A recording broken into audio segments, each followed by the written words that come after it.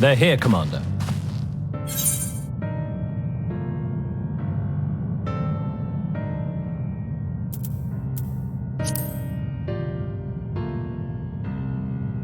And I, for one, am grateful that they are. Told you've been busy since our paths last crossed at the Gimlet Dark. Not that I understand half of it. When the science spoke of other worlds, I struggled to describe what I pictured. Mayhap things would seem clearer were I to hear the tale from your own lips. But I'm afraid the situation will not afford us that luxury. I trust you two require no introduction. We meet again, hero of Eorzea.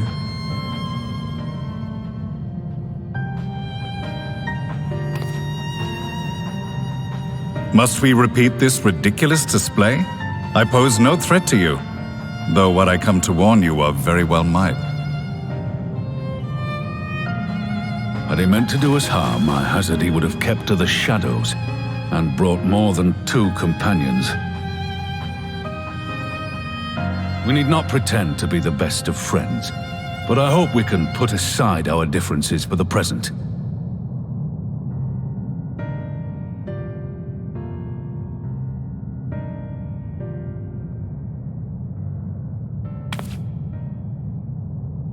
As you are doubtless aware, Sir Estinian and I cooperated to rid the world of Black Rose in your absence.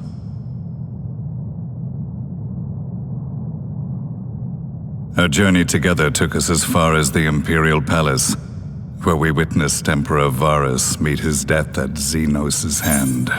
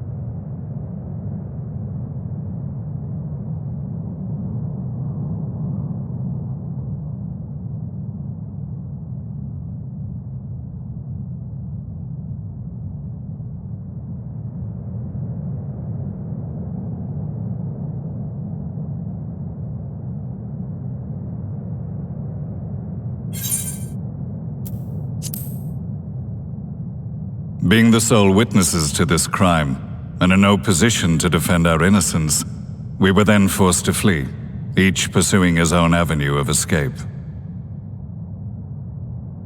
When we were later reunited, Estinian claimed to have encountered an unfamiliar kind of machina during his flight, but to me his description seemed anything but, and upon further investigation I found that I was right.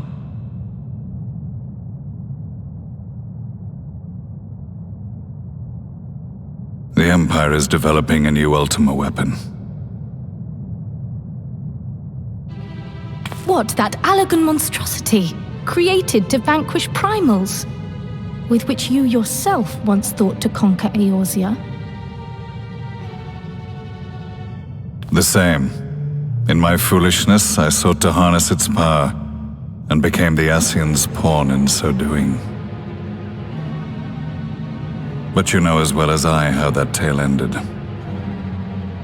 The weapon itself, excavated from beneath this very city, was destroyed ere we could fully unravel its secrets, and that should have been the end of it. But unlikely as it sounds, the Empire's efforts to recreate it have somehow borne fruit, primarily through secret research conducted by the 7th Imperial Legion, it would seem. Wait, the 7th was all but annihilated at Cartano, along with its legatus. Indeed, few survived. The 7th, as it is now, has little in common with the Legion led by Vandanis, and its leadership has changed hands several times since. Precisely how this project has continued despite such turmoil, and under whose auspices, remains a mystery. What we do know, however, is that a number of prototypes have been produced, and that one of them is on its way to Eorzea.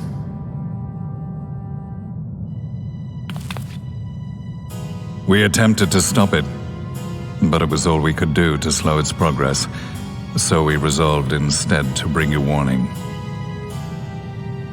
And right glad are we that you did, though it soundly dashed our hopes that tensions might ease at last.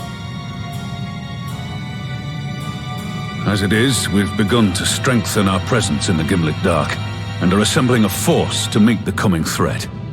A force with you in its vanguard, I hope. Before you say anything, I know full well you have pressing concerns of your own. Your comrades remain in peril, and I would not ask you to forsake them. But the fact remains that you, and you alone, have faced the Ultima weapon and emerged victorious. We need you. And so, when the time comes, if your comrades can spare you, I bid you lend us your strength. I've assigned an officer to await your word.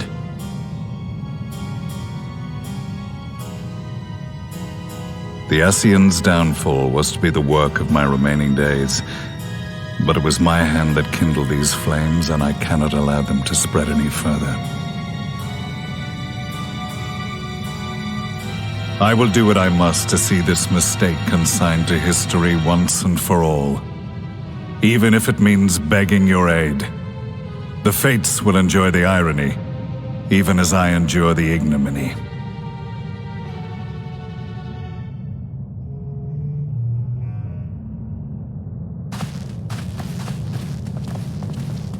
I too shall make for the border and offer my skills, meager though they seem in such company. Mayhap we shall meet there anon.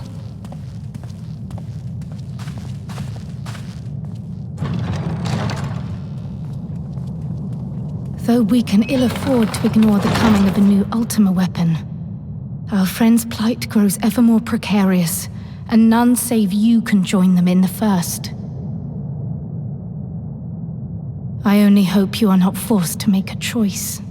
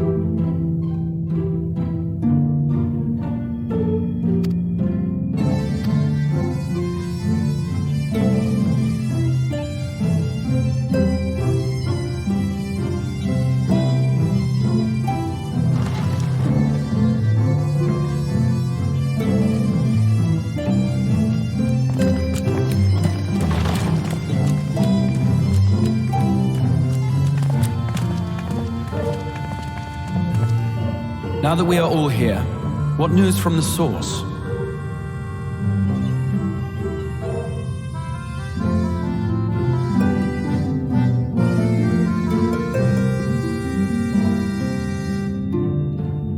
A new Ultima weapon. We must count ourselves lucky that Gaius has pledged his assistance. While this is indeed a worrying development, I think the state of the Empire as a whole greater grounds for concern. With the Emperor slain and Xenos returned, it is impossible to predict how matters will unfold in Garlemald. The Ultima weapon may be but the first of many unpleasant surprises. The situation beareth closer observation, of that there is no doubt, and doth compound our need to return unto the source.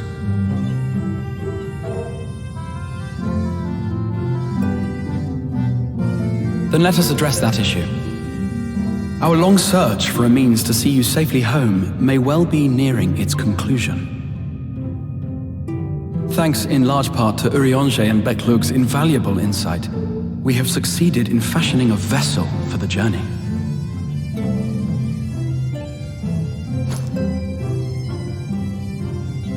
We set out to create a crystalline container retaining the more useful properties of white aurosite, but without its regrettable limitations. And after a good deal of trial and error, we made one. An ark for soul and mind both that will allow your incorporeal self in its entirety to be ferried between worlds. A spirit vessel, if you will. However,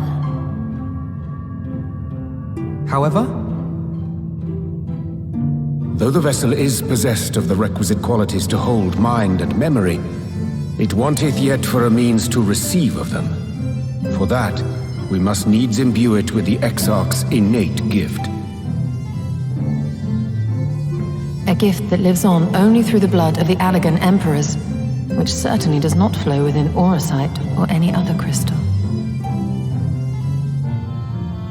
Just so, milady. The blood serveth as a conduit of sorts. In its absence, memory cannot pass from mind unto mind, nor from flesh unto crystal. That being the case, we must either alter the process of inheritance so as to require no such thing, or determine a means by which my blood may permeate the vessel. I am hopeful that the records found within this tower will yield the knowledge we require to pursue one or the other of these avenues. as well you should be. The Allagan's body of etherological research is extraordinary. I can scarce believe it the work of ages past. But its underlying principles are not so very different from those of my own field of study. Given time, we will find the answers we seek.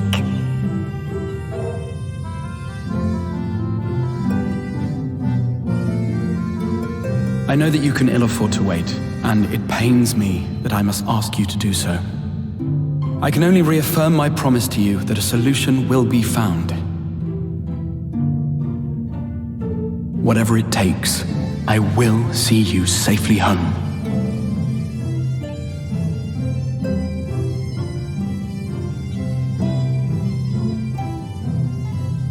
My apologies.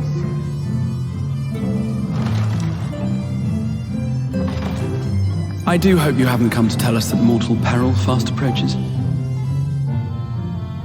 No. I had hoped to speak with the Warrior of Darkness. But there is no need to cut short your meeting on my account. I will be waiting outside.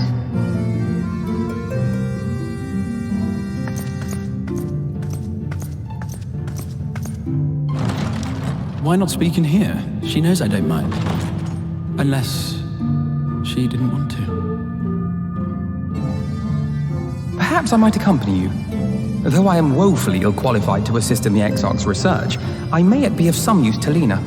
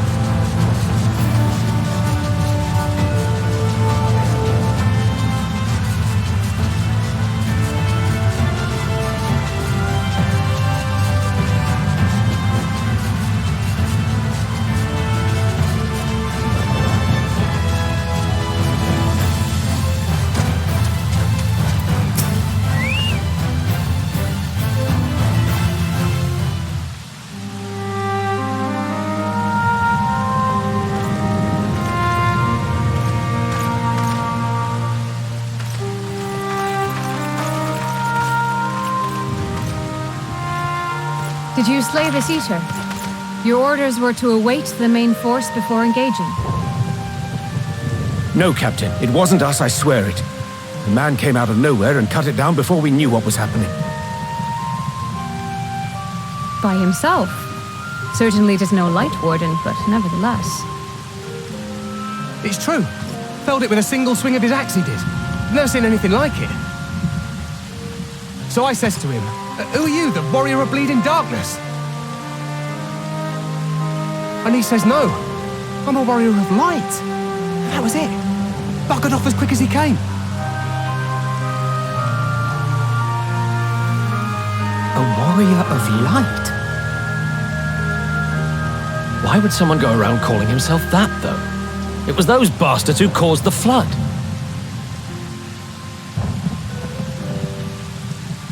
I mean, if you were going to pretend to be anyone, it'd be him, the warrior of darkness. Eh? Oh, I didn't know. It's an honor.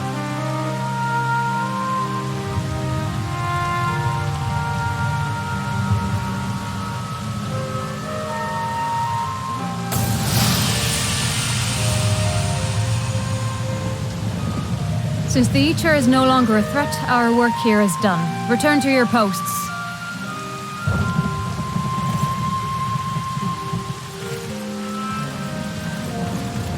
I had hoped to fight at your side today. But I'll continue to follow your example, and may we meet again.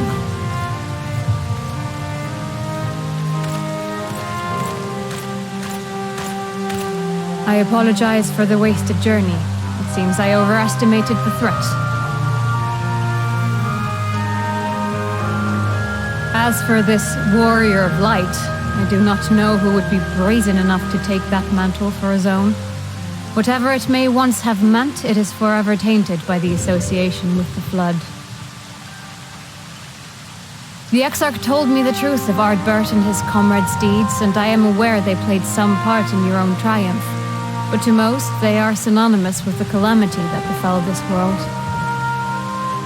Still, if this man is minded to destroy Sin Eaters, I may forgive him his unfortunate choice of alias. But that is neither here nor there. I thank you for accompanying me. With that concluded, shall we return to the Crystarium? There is a proposal I should like to make.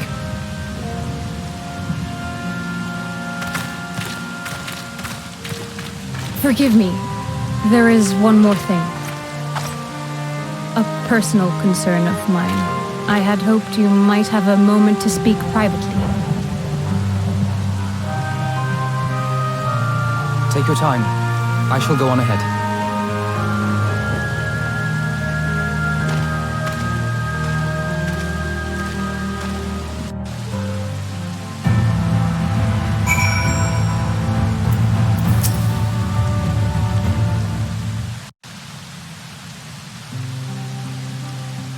I will not mince words. This matter concerns the Exarch. Though his countenance belies his age, his demeanor never has. He has seen more than any man should and grown ever more weary with time. But I see I give the wrong impression. While it is true he attempted to open a letter with a salmon fillet the other evening, we are not here because I suspect his mind is deteriorating.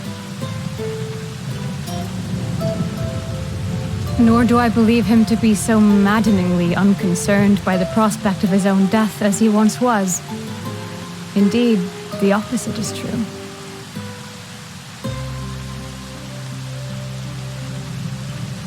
It is for this reason that I seek your advice. Since he returned from the Tempest, the Exarch is not as he was. He seems a different man. A younger man. I know not the details of his research, but when I saw him at work recently, there was a glint in his eye that I had never seen before. He looked happy. It was as if he had peered into the future and for the first time found joy there. Though it gladdens me to see him thus, I wonder if I should not keep my distance. I fear that my presence will only anchor him to the past, remind him of all the pain that came before.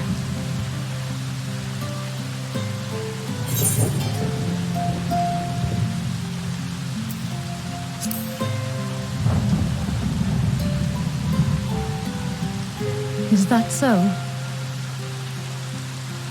Then perhaps we might remain as we were. As we have always been. What a relief.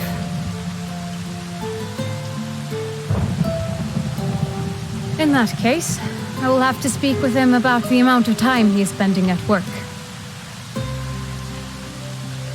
This research is important, I know, but if he refuses to consider his own health, I will have to consider it for him.